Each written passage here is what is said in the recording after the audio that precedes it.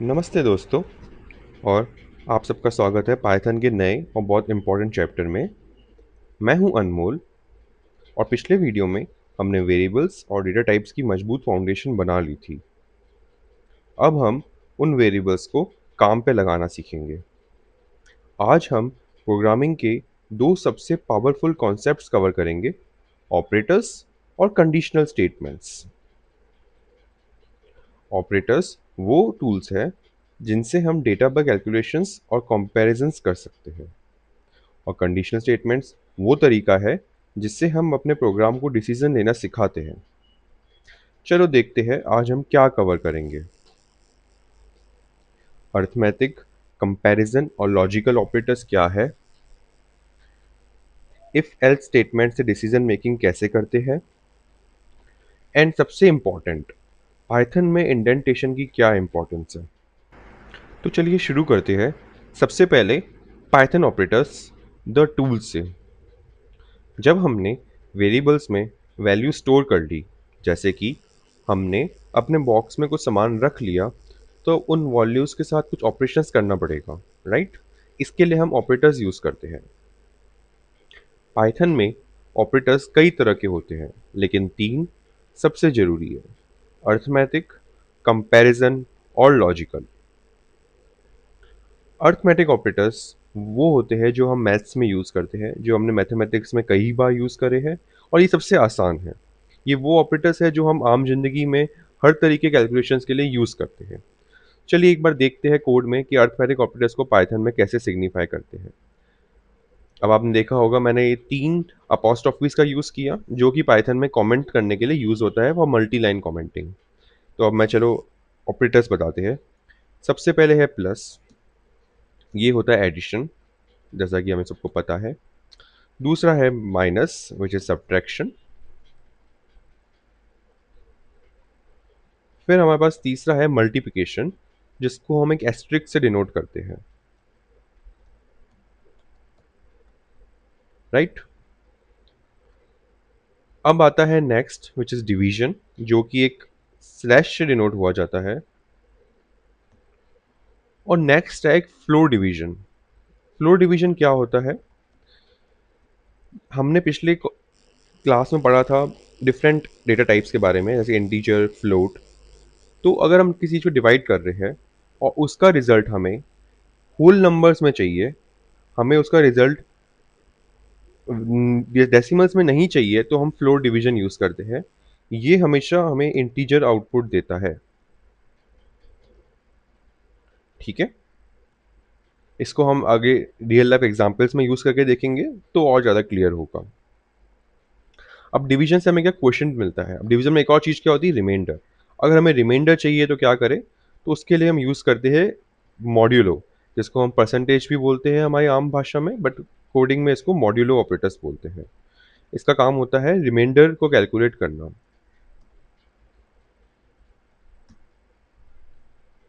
And next वो है exponential, जो कि हम पावर कहते हैं अपनी आम भाषा में। उसको डबल एस्ट्रिक से डिनोट करते हैं।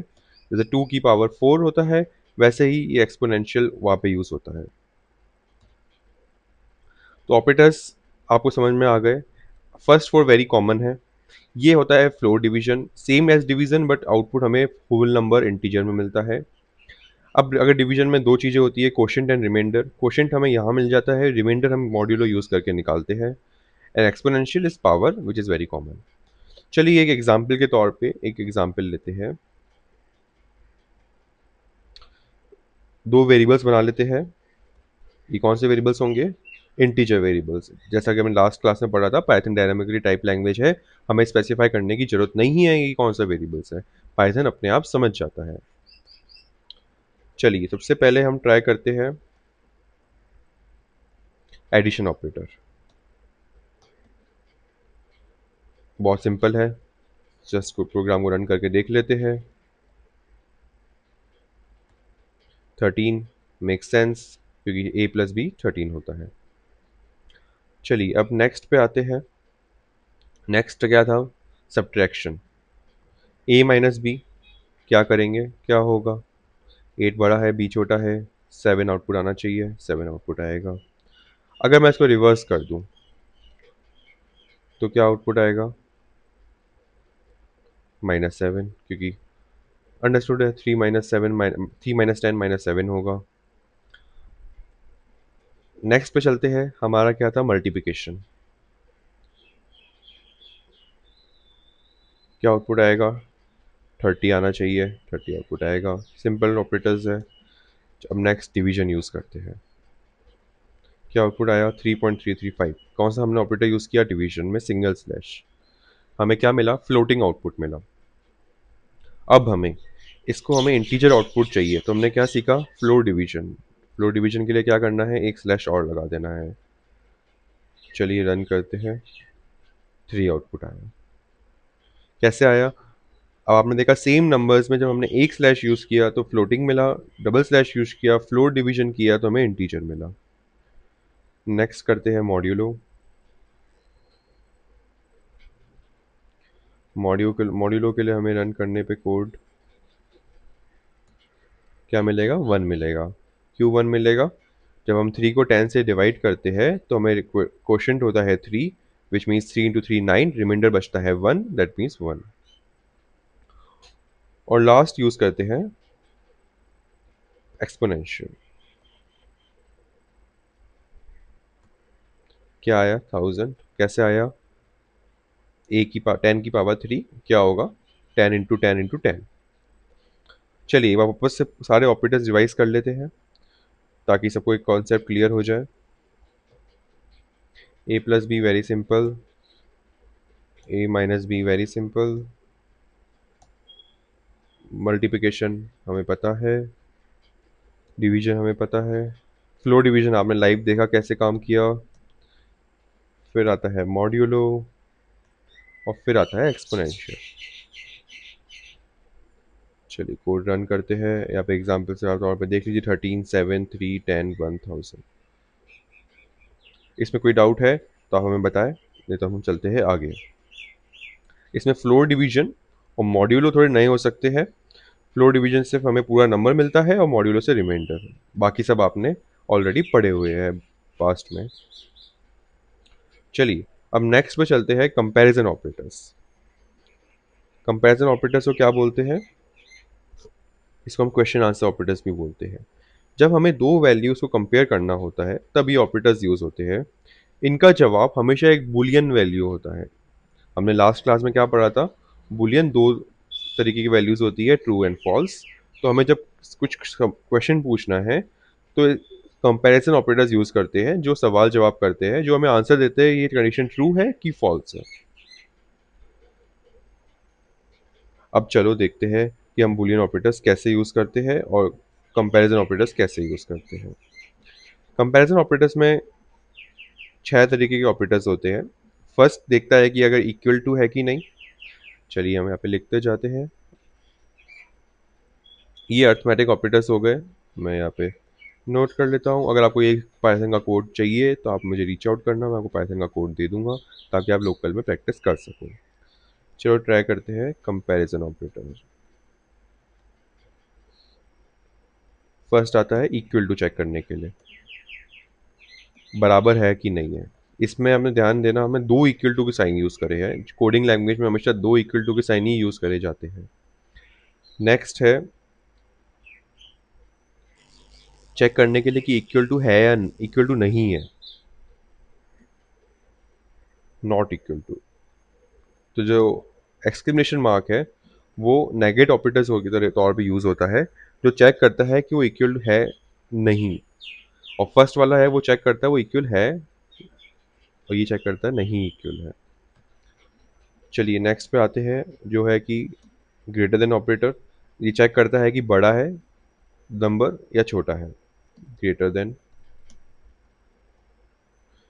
वी हैव लेस देन, ये आपने पहले कर रखे हैं। बड़ा या ग्रेटर देन और इक्वल टू।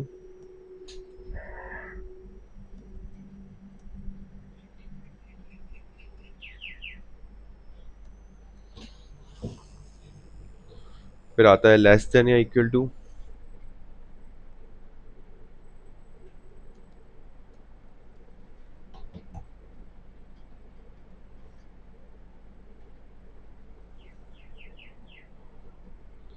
एक बहुत इंपॉर्टेंट चीज़ है, जब हम वेरिएबल को असाइन करते हैं तो हम यूज़ करते हैं एक असाइनमेंट ऑपरेटर।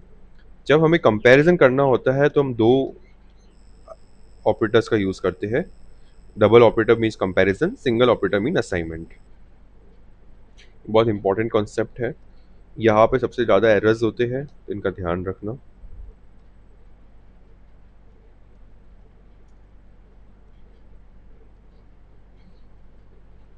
चलिए एक रियल लाइफ एग्जांपल करते हैं, जिससे हमें थोड़ी क्लैरिटी मिलेगी।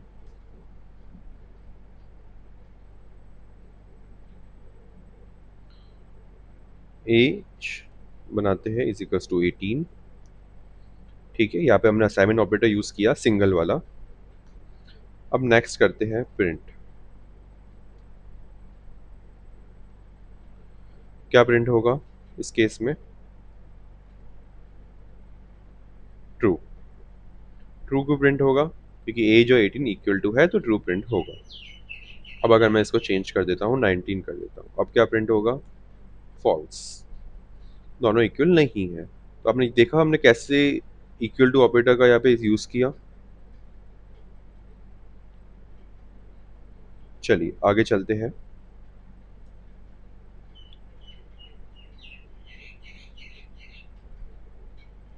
अब यूज़ करते हैं हम ग्रेटर ऑपरेटर का। फॉल्स आएगा। क्यों? क्योंकि एज ग्रेटर देन 20 नहीं है। 29 करते हैं, ये ट्रू हो जाएगा। आई होप ये बात क्लियर है आप लोगों को। अगर मैं इसको लेस देन करूँ तो ये फॉल्स हो जाएगा। अगर मैं इसको 18 कर देता हूँ तो फर्स्ट वाला ट्रू हो जाएगा, दोनों ट्रू हो जाएंगे। ये देखो। अब लास्ट हम ऑपरेटर ट्राई करते हैं नॉट इक्वल टू वाला।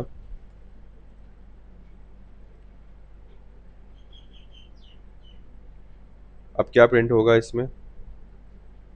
ट्रू प्रिंट होगा, क्योंकि एज 19 के इक्वल नहीं है। और अगर मैं इसको 18 कर देता हूँ तो होगा ट्रू ट्रू फॉल्स। और अगर मैं इसको 19 कर देता हूँ तो ये हो जाएगा फॉल्स, ये हो जाएगा ट्रू। देख सकते हैं। आपको होप है कि आप equal to, not equal to, greater than, less than सारे ऑपरेटर समझ गए और इनको कैसे यूज करते हैं वो भी समझ गए। चलिए अब नेक्स्ट ऑपरेटर्स आते हैं, लॉजिकल ऑपरेटर्स। लॉजिकल ऑपरेटर्स क्या होते हैं? जब हमें दो या दो से ज़्यादा कंटिन्यूस कंडीशंस को एक साथ चेक करना हो तो अब हम लॉजिकल ऑपरेटर्स यूज करते हैं।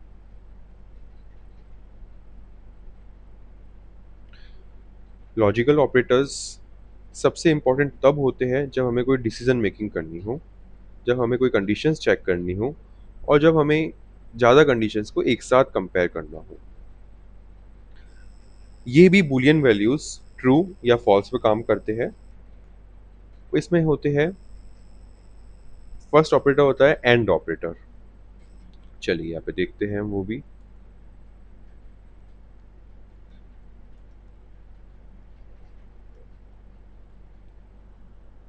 एंड ऑपरेटर, एंड क्या होता है? Both conditions should be true.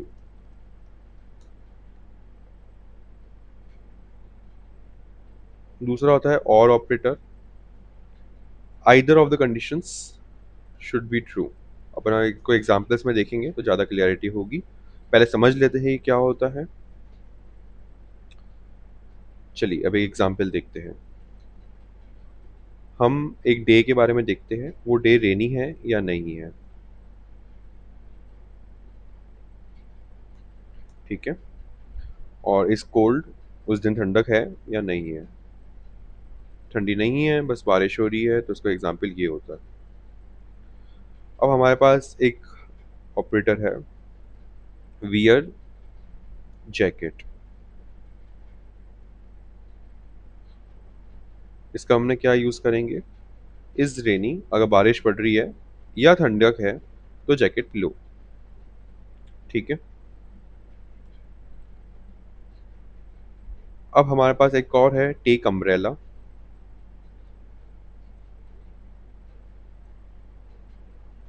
वो कब यूज़ होगा? जब इज़ रेनी है तो अम्ब्रेला हमको लेके जाना है। अब एक नेक्स्ट है वियर हेड। ये कब होगा? जब इज़ रेनी, बारिश भी पड़ रही है एंड ठंडक भी है। आई होप आपको ये 3 एग्ज़ाम्पल समझ में आए। हमने और एंड ऑपरेटर कैसे यूज़ किया। चलिए इनको प्रिंट करके देखते हैं।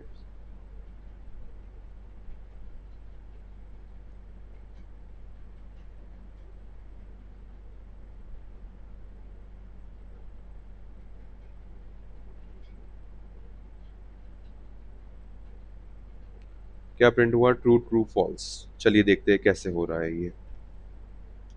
इस कंडीशन पे आते हैं। क्या हो रहा है? इज रेनी क्या है हमारा? ट्रू है, ट्रू। और इज कोल्ड क्या है? फॉल्स है, फॉल्स। तो हमने और में क्या पढ़ा? Either of the condition is true, तो ये ट्रू हो जाएगा। तो इसमें क्या है? इज रेनी ट्रू है तो ये ट्रू हो गया। Take umbrella very simple, this is assignment operator. कि इज रेनी ट्रू था, जो टेक अम्ब्रेला ने ले लिया और वो ट्रू हो गया, तो ये ट्रू आया। लास्ट वाले में क्या है? Is rainy and is cold, तो क्या हुआ? True and false. और एंड ऑपरेटर क्या करता है? Both conditions should be true. यहाँ पे बोथ कंडीशंस ट्रू नहीं थी तो इसने फॉल्स रिटर्न किया। अब चलिए मैं इसको ट्रू करके देखता हूँ तो क्या होगा? तीनों ट्रू आ जाएंगे। और अगर मैं इस रेनी को फॉल्स कर देता हूँ तो क्या हुआ? वियर जैकेट ट्रू रहेगा क्योंकि इस कोल्ड अभी भी ट्रू है। इस कंडीशन में क्या हो गया? ये फॉल्स हो गया इज रेनी, और इस कोल्ड ट्रू हो गया। इज रेनी फॉल्स हो गया तो ये फॉल्स हो जाएगा। और wear hat is rainy and is cold में क्या हुआ? ये इंटरचेंज हो गया। इज रेनी हो गया हमारा फॉल्स, ये हो गया ट्रू। तो इस केस में आया फॉल्स। आई गेस आपको ये चीज समझ में आई। अगर हम इन दोनों को ही फॉल्स कर दे तो क्या होगा? तीनों फॉल्स आएंगे, बिकॉज एंड में दोनों कंडीशन ट्रू होनी चाहिए और में एक ट्रू होनी चाहिए। जब तो कोई भी ट्रू नहीं है तो सारे ही फॉल्स रिटर्न करेंगे। अब एक नेक्स्ट ऑपरेटर देखते हैं, नॉट ऑपरेटर। ये क्या करता है? ये रिजल्ट को पलट देता है, रिवर्स कर देता है। अगर कोई चीज ट्रू है तो उसको नॉट ट्रू कर देगा, मतलब उसको फॉल्स कर देगा। चलिए एक एग्जांपल देखते हैं। अब तो दूसरा एग्जांपल लेते हैं। चेक करते हैं इज हंग्री।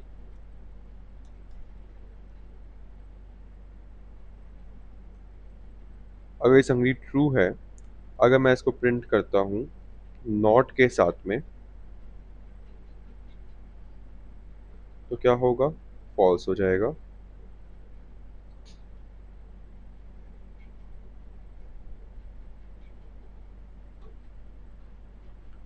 कैसे फॉल्स हुआ? ये हंग्री ट्रू था, हमने इसको रिवर्स किया तो ये फॉल्स हो गया। समझ में आया कैसे नॉट ऑपरेटर यूज होता है? चलिए अब एक एग्जांपल लेते हैं जिसमें कोशिश करते हैं हम ये तीनों ऑपरेटर एक साथ यूज करेंगे। ठीक है। इज हंग्री एक है, is food near by, true. और एक लेते हैं हम,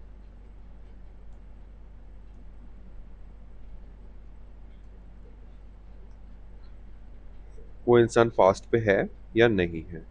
ठीक है। तो अब चलिए प्रिंट करते हैं, is hungry and is food near by. क्या प्रिंट होगा इस केस में? हमारा ट्रू प्रिंट होगा। अब अगर मैं इसको फॉल्स कर देता हूँ और अब प्रिंट करता हूँ तो फॉल्स प्रिंट होगा। बट अगर मैं यहाँ पे एक नॉट ऑपरेटर यूज कर लेता हूँ तो भी क्या प्रिंट होगा? फॉल्स प्रिंट होगा। क्यों? क्योंकि अभी ऑलरेडी ये फॉल्स था। अब अगर मैं इसको एक ब्रैकेट में डालता हूँ यहाँ पे, ये करते हैं। अब आप देखिए क्या हो रहा है इस केस में, ये क्या चेक कर रहा है, इज हंग्री जो कि फॉल्स है, इज फूड नियर बाय जो कि ट्रू है। नॉट लगाने से ये भी फॉल्स हो जा रहा है। इसको हम रिवर्स करते हैं, कंडीशंस को ट्रू करते हैं, इसको फॉल्स करते हैं। अब चेक करते हैं अब क्या हो रहा है, ट्रू हो रहा है। कैसे? इस हंगरी ऑलरेडी ट्रू था, इस फूड नियर बाय फॉल्स था, हमने नॉट लगाया वो चेंज हो गया ट्रू, दोनों हो गए ट्रू। चलिए देखते हैं एग्जाम, समझते हैं क्या हो रहा है यहाँ पे। पहले था ये ट्रू एंड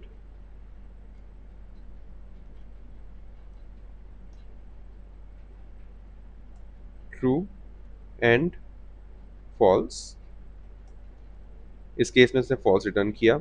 हमने यहाँ पे लगा दिया नॉट,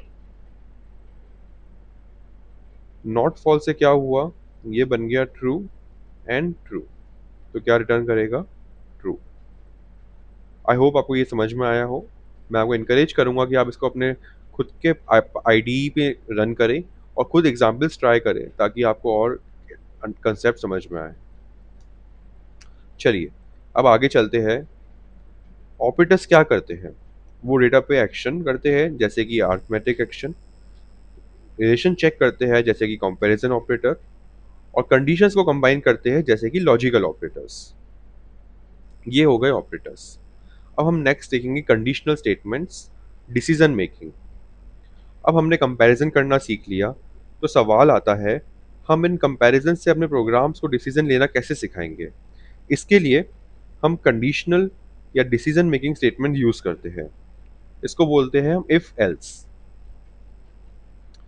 चलिए उसके शुरू करने से पहले एक बहुत ही इंपॉर्टेंट चीज है, the importance of indentation, the Python rule.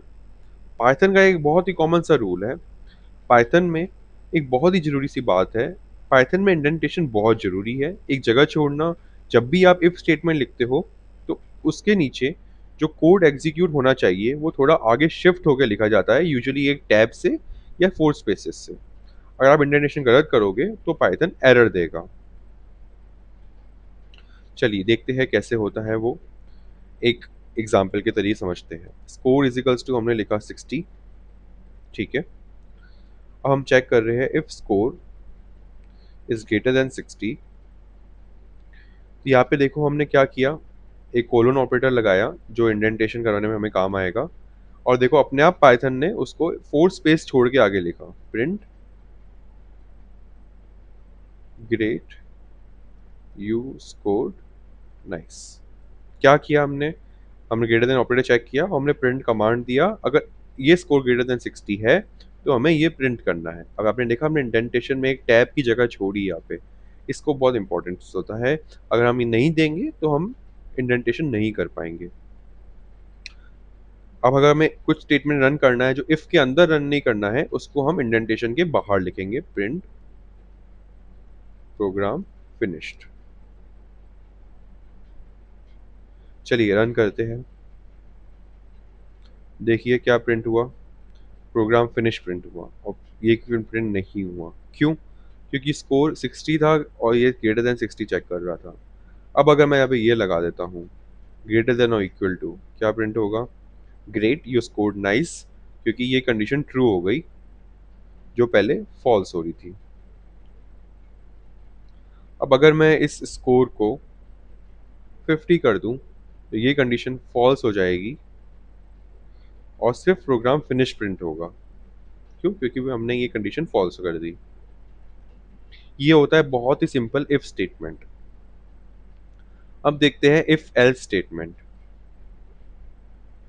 ये टू वे डिसीजन है, मतलब या तो इफ अगर ये कंडीशन ट्रू है तो इफ स्टेटमेंट रन होगा, नहीं तो एक एल्स कंडीशन आती है जिसमें अगर वो इफ स्टेटमेंट ट्रू नहीं है तो एल्स उस केस में रन होगा। चलिए सबसे पहले हम एक एग्जांपल्स लेते हैं, बहुत छोटा सा एज बनाते हैं।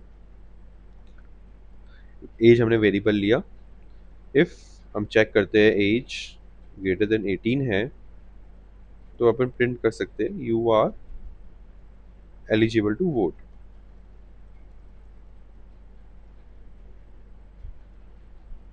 एल्स यहाँ पे भी इंडेंटेशन जरूरी है, देखो हम लिखेंगे प्रिंट यू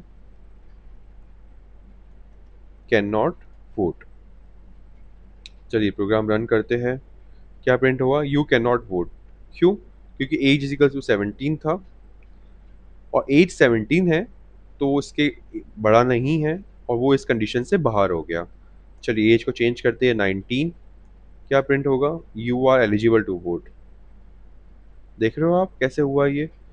अगर एज ग्रेटर देन 18 है तो you are eligible to vote, else you can not vote. If else उस कंडीशन में रन करते हैं कि अगर ये ट्रू हुआ तो ये रन होगा, अगर ये ट्रू नहीं हुआ तो ये तो रन होगा ही होगा। तो दोनों साथ में रन नहीं होते हैं। आई होप आपको ये एग्जाम्पल समझ में आया।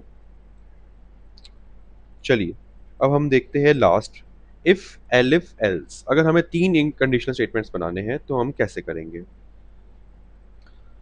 एक एग्जाम्पल्स के तौर पे समझते हैं। हम एक वेरिएबल बनाते हैं मार्क्स, जो आप सब बहुत फेमिलियर है। If marks is greater than is equals to 90 तो हम प्रिंट करते हैं ग्रेड ए।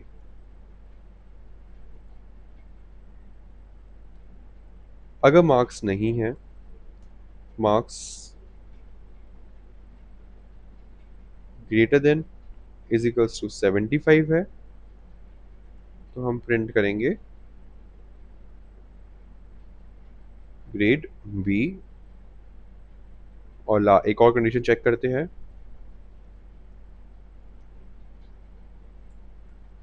तो हम प्रिंट करेंगे ग्रेड सी। और लास्ट में एक एल्स कंडीशन चेक करते हैं। अगर इन सब में कुछ नहीं है तो आप फेल हो गए। समझ में आया हमने कैसे चेक किया? इफ एलिफ एलिफ और लास्ट में अगर ये कोई कंडीशन ट्रू नहीं हुई तो एल्स। चलिए अब अभी मार्क्स क्या है? 85। तो क्या प्रिंट होना चाहिए हमारा? बताइए। हमारा प्रिंट होगा ग्रेड बी। क्यों? क्योंकि वो 75 से बड़ा है पर 90 से बड़ा नहीं। अगर मैं इस मार्क्स को 95 कर देता हूँ तो प्रिंट होगा ग्रेड ए।